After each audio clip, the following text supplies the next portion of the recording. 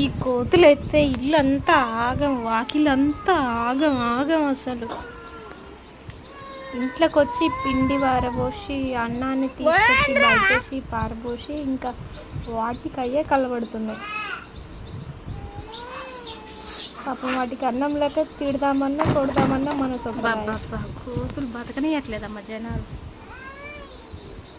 అట్టి పండ్లు ఉంటే అట్టి పండు తెచ్చుకునేది. ఇట్లా ఇట్లా ఇంటానికి రా, కలబడుతున్నాయి చూడు ఎట్లా ఆడుతున్నాయో కోతులు, ఒకదాని మీద ఒకటి ఘోరంగా ఆడుతున్నాయి.